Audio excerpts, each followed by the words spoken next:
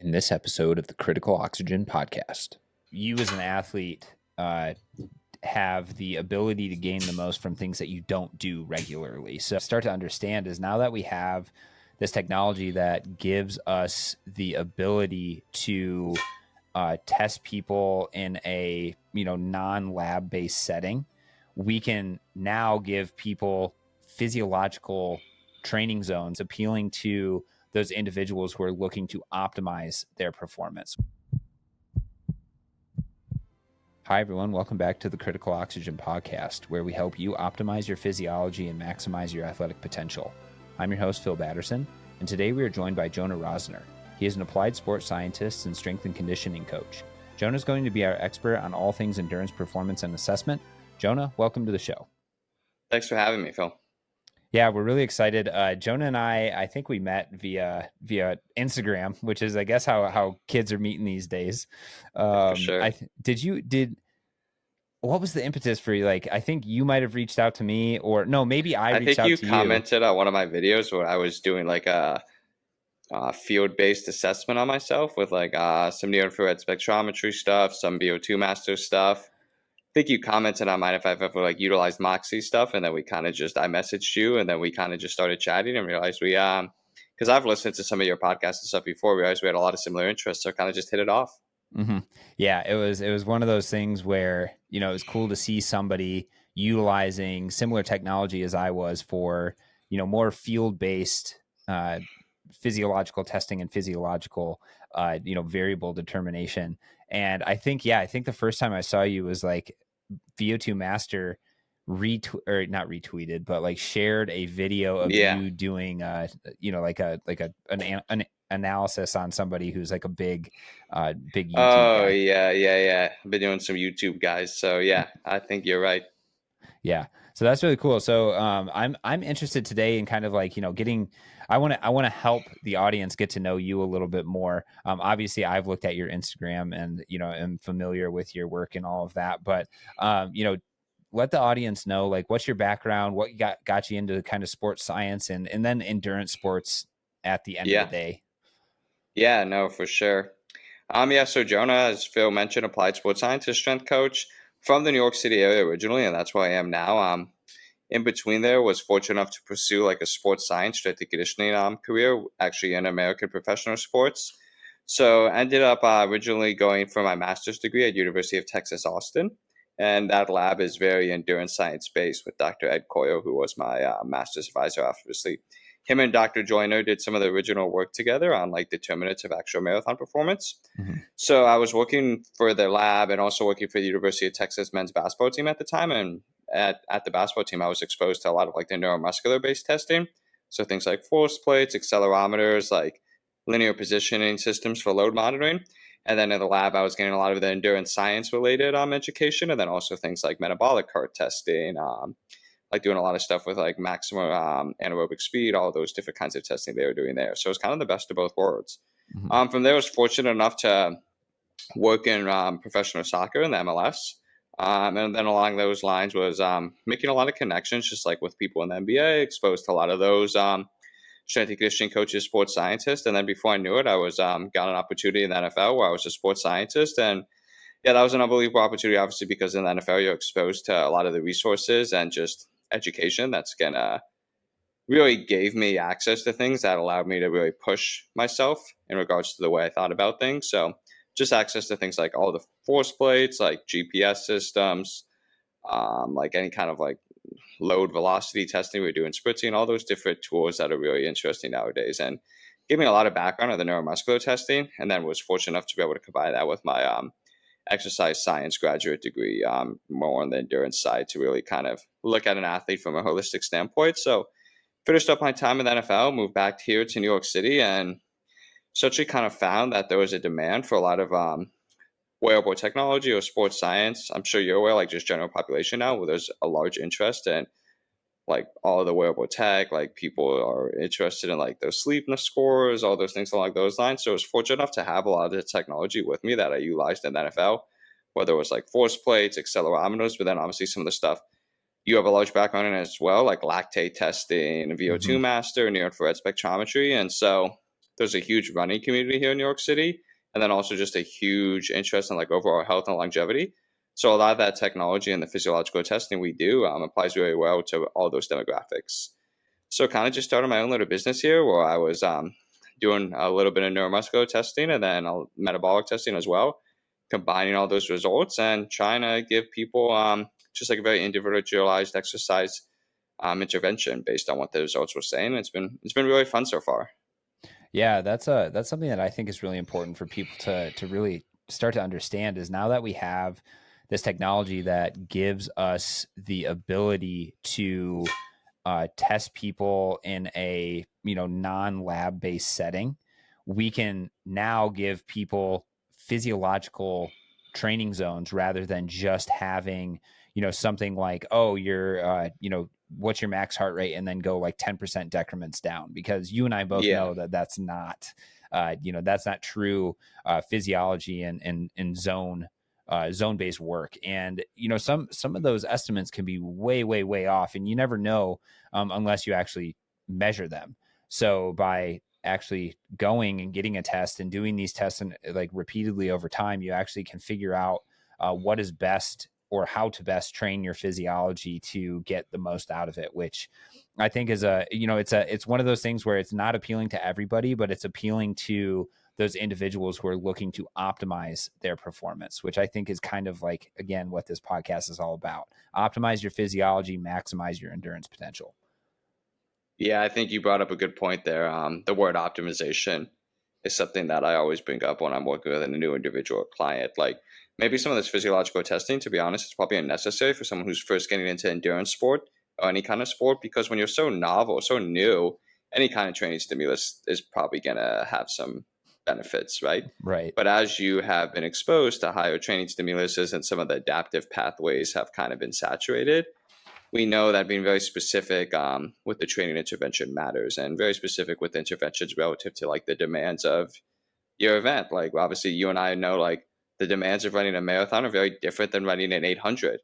So we can use some of the physiological testing to see what your strengths and weaknesses are based on the demands of that specific event, and then give you a very specific intervention to make sure like we're raising the roof. Like for example, marathon performance, like running economy, like or that second threshold, first threshold are really important. So making sure we know where those sit and then measuring them over time to ensure you're making progress that are going to directly translate to your goal event.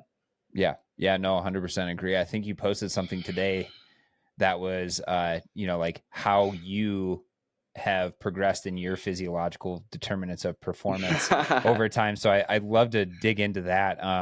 Yeah.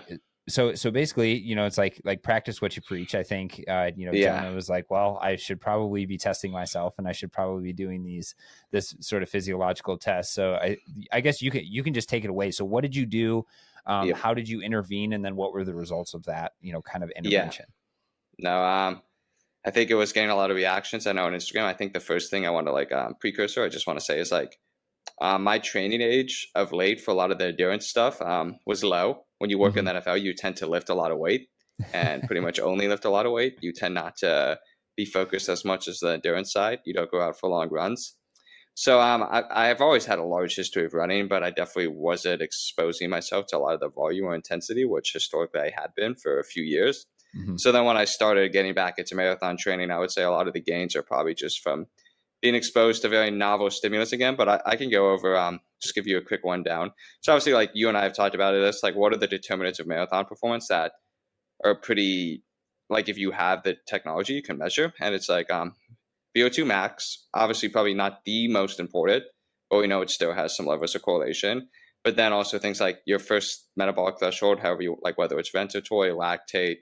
Again, there's obviously a lot of ways to measure that. Your second metabolic threshold, whether it's like your lactate turn point or your second ventilatory threshold, critical speed, however you want to use it. And then essentially running economy is from a metabolic standpoint, like or obviously running economy has a huge neuromuscular component as well. But those are essentially most of the main determining factors that we know correlate to marathon performance or the determinants of performance. So I started training pretty seriously in May. Like I said, like the New York City running community is very large, so it kind of inspired me. So I said, okay, I'm going to start training pretty seriously for running.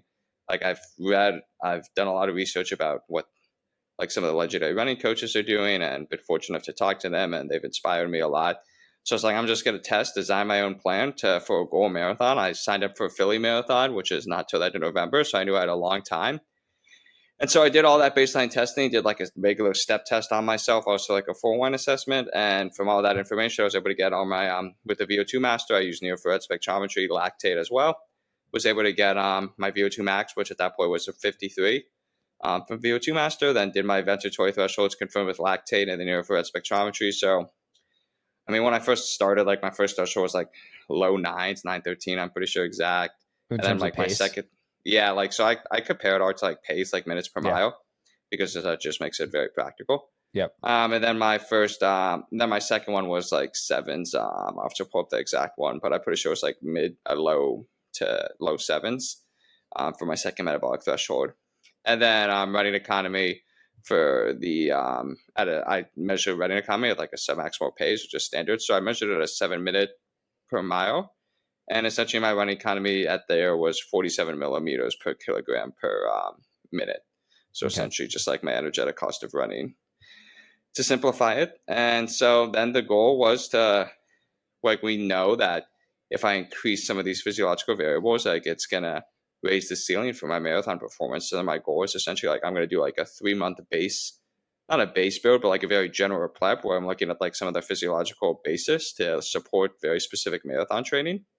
So essentially I did a lot of like volume VO2 max sessions. So a lot of work below like marathon pace and above marathon pace, just to give myself like that, very much that general support.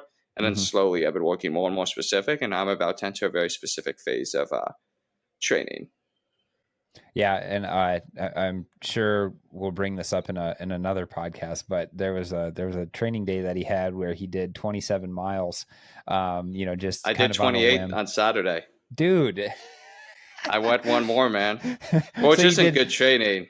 It's not smart. I just like those days where I'm just like, I want to go for it. Yeah. So you did 27 the week before, and then 28 the following week for your quote unquote long run. You're just training for an ultra now, dude. You need to dude. I'm about to sign up. You should. 50Ks are super, super fun. Make sure that if you are actually training for one of those, you're getting in enough vert, because that's where they get you.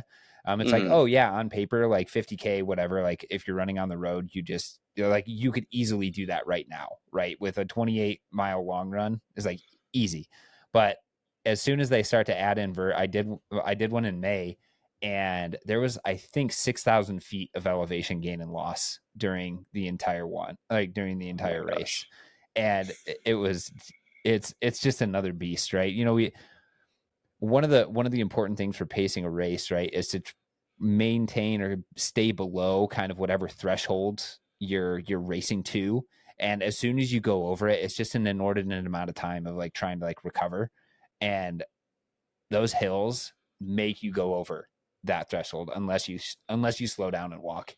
And even if you do slow down and walk, some of them are so steep, it's just like, forget about it. Yeah. Hills are my arch enemy too. Yeah. I definitely don't do well with them. You're like, give me a flat marathon, and that's like your go-to. Exactly. Yeah. I like the hills a little bit more, because I think they take a little bit, like from a mental perspective, I like hills because I'm like, okay, attack the hill, go up it. I have a really good like hiking pace, and for the most part I can make up ground on people. Whereas if it was like a flat marathon, it's a little bit harder for me, I think, just the way my mechanics work and everything. And that's always been something I've been good at. Like during cross country, it was like hills, pass people, flat, maintain. Whereas I think other people are like, and it depends on what you train on and what you're most comfortable with. And I also think like weight is probably a significant deciding factor. Like if you're a bigger person, hills are not going to be your friend. No, definitely not. There's no doubt about that. Yeah. I'm definitely carrying a little bit too much weight for an ultra right now, so I might have to drop a little. But I would argue too, is like whenever I see, your Instagram posts and stuff, is like you just look like you have muscle, right? So it's not like I appreciate it. Try. And I mean, that probably, comes from like, the working in the NFL for a little while and being around that culture and everything like that. But I would also argue that muscle, like if you look at triathlons, the longer the triathlon, the bigger the people Yeah. look. And I think because they are so physiological or just like so physically demanding, you have to have that extra muscle mass so that, you protect that force output, Mm. even Mm. when you're fatiguing. Right. Yeah. And if you need something to be able to absorb more forces because you're just going to be creating so much force going through your body all the time. And if you have more muscle mass, then it's going to be more beneficial. So maybe don't go and just go on like a starvation diet where you try to lose like 20 pounds to get into like racing shape, right? Like I've met a lot of people who are like, and I mean myself included, and I've talked about this, is like, there was this connection that I made that lighter equals faster, and I think it works in the short term. But then because in order to get lighter, you kind of have to put yourself in a calorie deficit. You're not giving yourself enough building blocks to build things back. No. So Yeah. you get short-term benefit with, then the long-term cost of that, can be things like lower bone density, broken No. foots, Yeah. higher rates of injury, getting sick, those sort of things.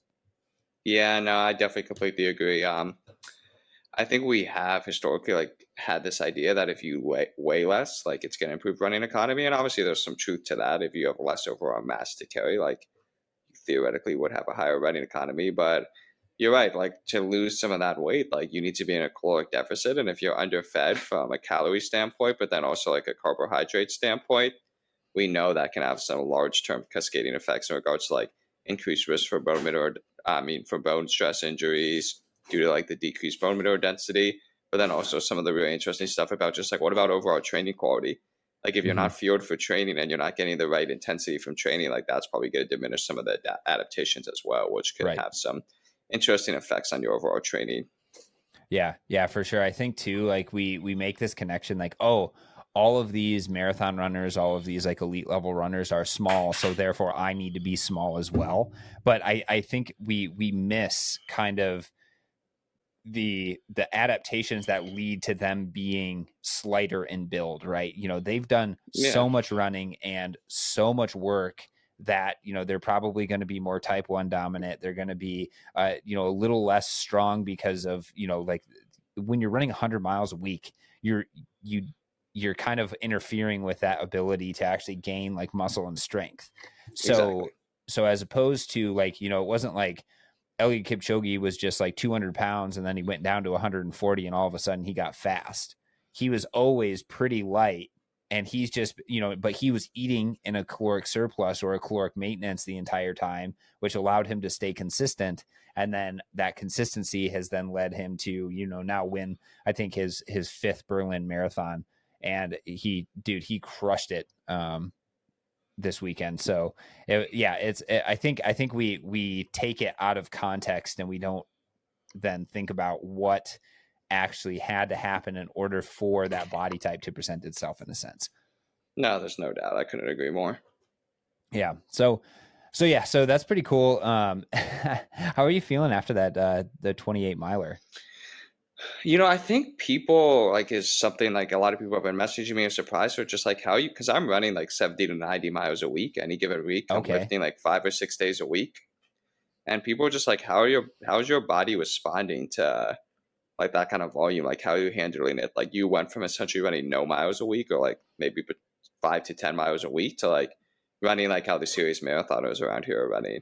Mm-hmm. And again, part of that is just because like that's just like what I'm like with exercise. I've always been like that. I go 0 to 100. It's like if I'm going to train for this, I'm going to train for this in the way that I think is the most scientifically validated. And I think for a marathon, like you need to accumulate volume. I think you and I Right. would agree on that. So, but pushing the volume. But I think there's a lot of factors that I've really been manipulating just to ensure that I feel fine. And honestly, I've had no injuries, like no pain, like some days like yesterday after I ran 28 on Saturday, was I tired? It's like, yeah, I was tired, but I trained today. I'll probably train again later, like Mm-hmm. train regularly this week. And I think a lot of the factors that I'm really looking into are just like ways to ensure I'm recovering at a super high level. So obviously like I'm paying a lot of attention to my nutrition, like my nutrient timing to make sure I'm fueled for these runs, like Mm-hmm. getting carbs and protein right after to make sure that helps with recovery, like sleeping a lot. I'm doing like blood flow restriction training stuff for like some of the recovery modalities, like, and then like honestly, like some of the biggest factors are just how you periodize your week, right? Like I have a plan. Like I Yeah. have hard days and easy days. Like I still train on easy days, but they're easy. Like I'm Yeah. still trying to maximize like my adaptive potential without creating like another huge fatigue cost. So I still have like the ability to like undulate my week. So I come back for those hard days ready to go. So my hard days, I can accumulate quality volume. Yeah. And I think that's been allowing me to like continue on this path. Is like the periodization, right? Like having a plan, I think is really underrated. And most people just like every day is like medium hard or like medium intensity. And then it's just like, oh, I feel bad all the time. It's like, well, you never actually like have any kind of periodization in your week. Like Right. there's not actually like days to recover. And then the other thing is like I do have that huge background in like I'm probably stronger than like again, not to like boast myself, but like because of my lifting background, like I'm probably one of the stronger than most of the endurance runners around here. And I do think that has played a role in like a large background in plyometrics and strength training and like just keeping me healthy. Yeah, the way that I kind of view strength training is that the stronger you are, the less force per step that you're actually producing, right? So Yeah, if you can, maximally back squat 400 pounds or something like that, that's going to be a lot different than somebody who can only back squat 200 pounds. And exactly. from that, right, then you start to get less. It's still the same amount of impulse, but it's less like jarring to the system. Like you're not working Yeah, at 90% of your maximal impulse. You're only yeah, working at 50%. So then, your tendons, your ligaments, your joints, like everything else is kind of then built up to be a little bit more resilient to that pounding, right? Because like running, do you run most of your like runs on road, or do you I do try to trails and vary stuff? the surfaces. Just like I'm a huge fan of variability in most like Yeah. variability that's planned, like nothing crazy, you know. But I Yeah. try to like do some stuff on track, do some stuff on more dirt, do some stuff in asphalt. I do think there's stuff just to, like I do think there is some interesting literature behind like rotating Mhm. shoes. Sorry, I think there is some interesting thoughts behind rotating the surface because obviously like that can just change the way the system is stressed, and I think Yeah. there's value in that. Yeah, yeah, I totally agree. I think it's like, controlled variability is seems to be, like the best way to go about it, right? Controlled variability from a volume and intensity standpoint, controlled variability from a surface standpoint, from a modality of exercise standpoint, right? Like you should run, you should lift. In some cases, if you want to build more volume, you should cycle a little bit too, especially in the Yeah, beginning of the season, so on and so forth. So yeah, I think I think those are all really good points. Like, and it kind of gives us a lens into like, how you're thinking about your training, and then I'm sure that then translates to how you train other individuals that you coach and everything. yeah, and I think it's important like we talk about like our biases. Like I am biased towards that like probably compared to a lot of run coaches, like that neuromuscular or mechanical side because of Mm-hmm. my background in strength and conditioning and in like the neuromuscular testing. And so I think I always have placed a lot of emphasis on that in my own training. But then with the people I work with, and I thought you brought up a really interesting point. It's like if you're stronger, if you've developed like higher rate of force development qualities, higher max force qualities, then essentially like each step or whatever is a smaller percentage of like it's a more submaximal effort. Mm-hmm. And I think the other really interesting thing is like a lot of times like runners look at strength training from only a like injury reduction standpoint, which obviously like I do think there is something to be said from that. But I also think we shouldn't understate how important it could be from a performance standpoint. And Yeah. think it's like a lot of the from a physiological standpoint, it's a very similar in regards to what you brought up, where if our maximum force capabilities are higher, then we theoretically would have be able to activate less motor units or a smaller percentage of the muscle for each step, and that's going to make you metabolically more efficient, right? Like if you can Mm-hmm. activate a smaller amount of the muscle, it's less ATP. That's going to improve your efficiency when you run. So I think it's interesting to touch on the point of how strength training is also going to improve performance. Yeah. Yeah. When I was the healthiest, strongest, and fastest I've ever been, I was doing like I'd go out and I do like a long run, and my long runs eventually, like I was getting to the point where I was like really close to like 10 miles in an hour, like for a long run. Oh wow, Like, that's yeah, very fast. yeah, yeah. So I was like really fit, but then immediately following that, I would go and I would follow that up with like heavy strength training. So I would do like 3x5 ish of like deadlifts, squats, bench press, and shoulder press Mm. essentially. So I was super strong. I was pretty fast, and that was like I was super healthy, but at the same time I was also eating enough to fuel all that exercise. I was doing Yeah, things around my exercise to make sure that I was maintaining adequate calorie and protein intake. I was getting enough rest. Like that's a big one. Like I was taking a for nap sure. most days. I was sleeping in till like 8 or 9. Like Yeah, not things a lot of people can actually do. yeah, With full-time jobs and everything like that. So then the question becomes is like, okay, well, if you can't get adequate sleep, then something else has, like then your stress accumulation has to be lower. So you have to yeah, figure out what that balance is, right?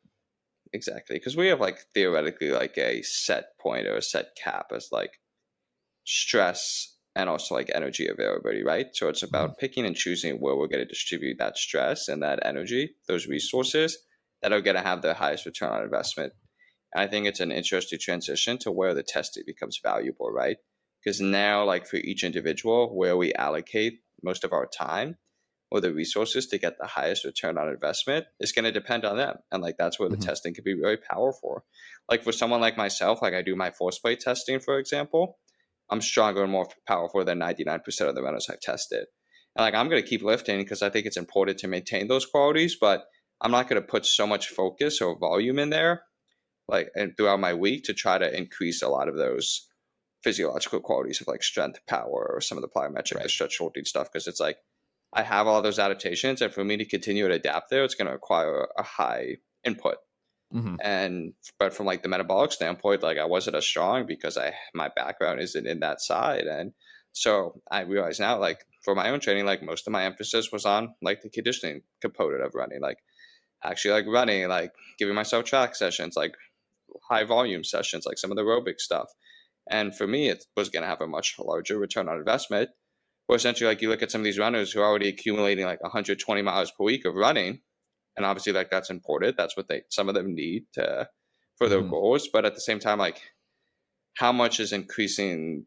How much value are they to get from adding more miles? Probably not a lot. But if they're not Right. strength training at all, like if we add that new stimulus that they're not used to and overload some of these neuromuscular qualities that do contribute to running performance, that could be a higher return on investment for them. So I think Mhm. that's where the testing is interesting. Like I just tested a guy a few weeks ago who will like probably run an Olympic trial qualifying time, and he's metabolically like super fit, right? Mhm. But like his force plate stuff, it's like he's super weak, Yeah. not powerful at all. So it's like if he invests some time in that, it would be interesting to see how I think that would translate to improved running performance because he's just never done it. Mhm. Yeah, I think you as an athlete have the ability to gain the most from things that you don't do regularly. So if you don't Exactly. do heavy strength training, then you probably could gain the most performance from heavy strength training. If you don't do a lot of VO2 max work, if you've never done VO2 max work, then you stand to gain a lot from that, right? And obviously it's more nuanced than just saying like, oh, whatever you do the least of, do more of that, because you have to find that balance and everything. Yeah. But I think that's something that people kind of lose, is that your body is all your body is trying to do by adapting to exercise is make whatever stress that it's feeling be less the next time that you actually experience that stress.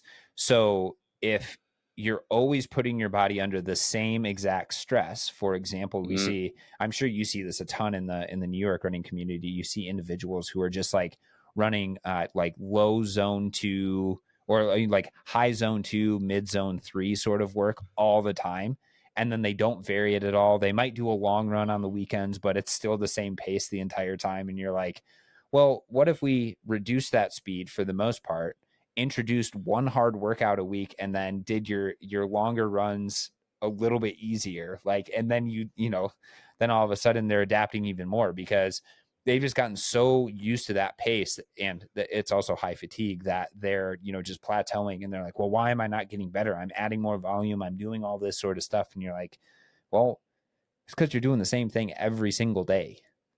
No, I think it's an excellent point, and it's an anecdote that I feel like we've both seen, right? Mm-hmm. Like since moving here and working more with the running population, that's probably been the biggest thing I noticed. There's a lack of variability throughout the week, or a lack of actually like periodization, where most runs are just the same. speed, and maybe some are slightly longer or slightly shorter than others, but they're essentially a very similar stimulus. And then they're like, well, why am I not getting better? And it's like, well, because your easy days aren't actually easy and your hard days aren't actually hard. Like they're all just like your easy days are just accumulating fatigue, and then your hard days can actually be hard because there's so much fatigue in the pacing.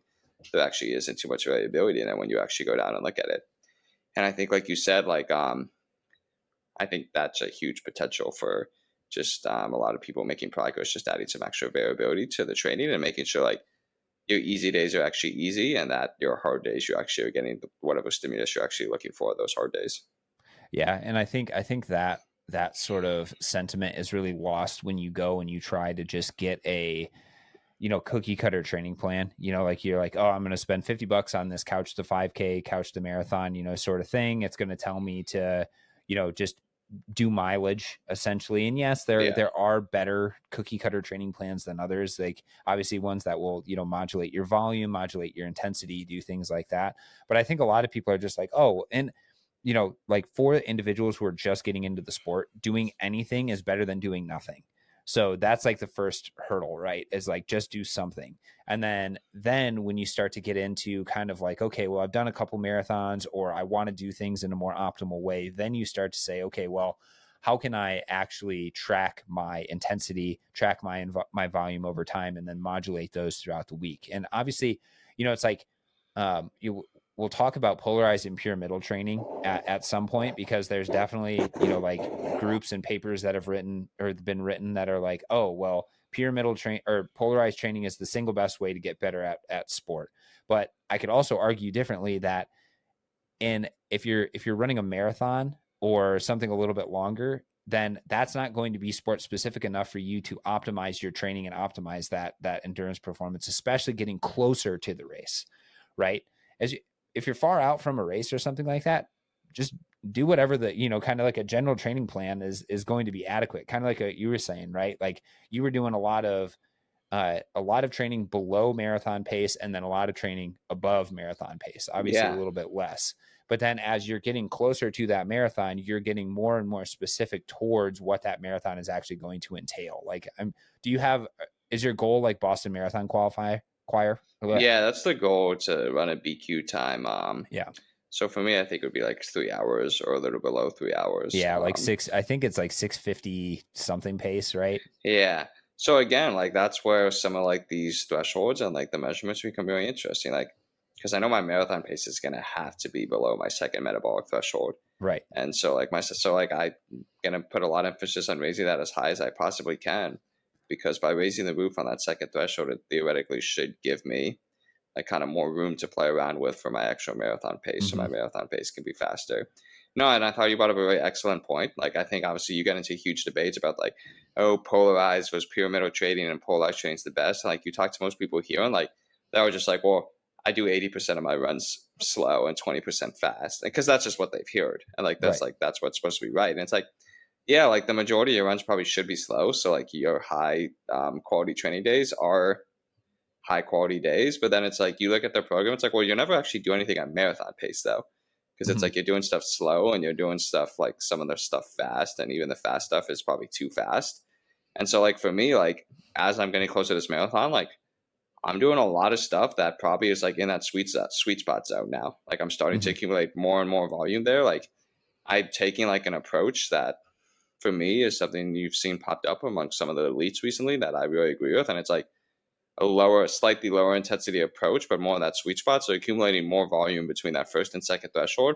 And I really like that approach, because I think once you get above that second metabolic threshold, we know like you do accumulate higher levels of fatigue. There is a fatigue cost, but then also marathon specific pace is like in between those thresholds for most people. So if I can be thoughtful in the way I program my week to accumulate higher volume in between those two thresholds without a ton of fatigue, I think it would let me get a lot of marathon specific pace interventions, and hopefully also raise that second threshold up, which I think is going to be super beneficial, raising that threshold and also giving me marathon specific training stimulus. And then like earlier, like you said, like a lot of it was like a ton of training before, like a ton below my first threshold, making sure it actually was below my first threshold, like some VO2 max stimulus to raise my VO2 max, because I need to do that first before I try to raise any of these other thresholds, and then going from there. Hmm. Yeah, all of this talk and all these conversations that you and I have had, like online and offline, via text and stuff, is all kind of like getting the wheels turning for me on, like I don't know what my next physiological pursuit is going to be. Like I just did that 50K, and I really like the idea of doing a few more ultra marathons, but like running, I'm just not good at modulating my running intensity enough that, like I stay healthy. Like I always get injured, and then, I have setbacks and other things like that. So I'm like, oh man, maybe I'll try to do some sort of like bike race where it's, 50 miles or something like that. And it's a mountain bike, because I love like the mountain bike, That was, sort yeah. of style races. And that's like, from a physiological testing standpoint, bike testing is like the easiest thing to do, like No compared to doubt. everything else, because it's so controllable. Like, even with running on a treadmill, you still have, some people who like will surge and then go back and then surge and then go back, and they do this weird stuff. And it's, just everything seems more controllable with cycling. And I'm like, oh man, it'd be super sweet to do a test, talk about it on here, and then, pursue some level of being like, kind of like what we talk about, where it's like, okay, well, you got your VO2 max, your second threshold, and your first threshold. Those are, I'm going to say there's three physiological thresholds, really: your VO2 max, your second threshold, and your first threshold. And those kind of give you the ability to delineate between your different intensity zones. And based on the proximity of all of those to each other, you can modulate or change your training focus to, say for example, if your second threshold and your VO2 max are really, really close together, then it doesn't make sense to try to push your second threshold up higher, because it's already being constricted by VO2 max. So you need to hit VO2 max harder, move that up a little bit, and then address, your second threshold, right? And this is exactly what we've talked about quite a bit. So I really want to try to start doing that for myself, and then doing stuff like that you're doing, where it's like, okay, well, this is what my training looks like. This is how my variables have changed. And, then that will, I think, give people a little bit more insight to how this physiological testing is actually useful. Yeah. And like for me, it was like I knew I was getting better, but it's like I wanted to confirm. And it's like, okay, like my VO2 max now is 59. It's like that's probably high enough, I Mm-hmm. think, for me to like reach my goal. So it's like VO2 max check. Let's put that in maintenance now that it's Yep. where it's at. It's like my first threshold is like right around 6 now, a little faster, maybe a little slower. So it's like, okay, like that's okay. But it's like, I mean, sorry, my second threshold is right around there. So it's like, okay, that's a key variable now for as I'm entering this very specific phase. It's like, that's something now I know what pace I need to run at. So Mm-hmm. I'm going to run right below there to improve it without costing me a ton of fatigue. But it's like, I want to make sure that gets higher and higher, because that's really going to support my marathon specific performance now. Mm-hmm. And then just making sure I'm maintaining that first threshold quality, maybe bumping it up slightly. So like those qualities, like some of those baseline qualities are now in maintenance phase. The testing showed me they improved to where they needed to be. And now the next step is focusing on these very marathon specific qualities and retesting them again to make sure they're where I need to be, like Mm-hmm. that and the running economy at my marathon pace. So again, it's like the testing help confirms like we made the right intervention, we got the desired adaptation, and now we moved on to like the next adaptation theoretically. Mm-hmm. Yeah. And And like now we know where to train. yeah, no, and that's the coolest thing about it, is that, you're not just kind of guessing anymore. You're kind of like actually confirming that your physiology is improving or not improving, right? Because there is the possibility that you you don't improve a certain physiological variable, but then you're like, okay, well, you at least know what is or isn't changing. So then you can say, okay, well, we know from the literature that this, and this have been shown to improve or change economy or efficiency. And then you can actually use those interventions, as opposed to just being like, oh yeah, my marathon time got faster, but I have no idea how that got faster. I just followed a training plan, and then like my performance got better. And at the end of the day, that's what matters. But having a roadmap and having something, having a way to delineate what actually worked and what didn't work is super important, especially if you want to have longevity and continually increased performance over time within this sport, right? Exactly. And like I think it's important, like you said, to like as you've accumulated more and more volume in the sport over time, like the way you're trained, like it's probably going to change a little bit. Some of the adaptations, like what you go after, so all those different things too, is important to monitor and know, like, where to train to intensity control. Yeah. Yeah. So cool. So I think we'll kind of wrap things up there. We kind of went down a really cool rabbit hole of how to optimize your training and everything with Jonah here today. And him and I are going to talk about this stuff probably until your ears fall off. But we're really passionate about this sort of stuff, and we're really passionate about bringing exercise physiology testing to kind of the masses, as it were, because it's really something that hasn't been very well either accepted or established within the running, the cycling, the triathlon communities as of yet. So that's kind of our goals. If you guys have any questions for us, leave a comment down below if you're on YouTube, or you can reach out to myself at Critical02 on Instagram. You can shoot me a DM. Jonah and I will answer any and all questions that you guys send to us. You can find Jonah so it's Jonah _ JAR performance on Instagram, and he'll be in the show notes and the all of like the YouTube comment notes and all that sort of stuff. So you can reach out to him. You can reach out to me. Jonah, do you want to leave our guests with anything before we head out? No, I mean, I appreciate it. It was a great time, and yeah, I think it is important we do physiological testing, whether it's metabolic or neuromuscular, and I think it's really cool to see like where the field goes to by collecting this information. I think we're really going to be able to optimize training stimulus. Mm-hmm. Yeah, exactly. With that one, we'll catch you guys in the next one.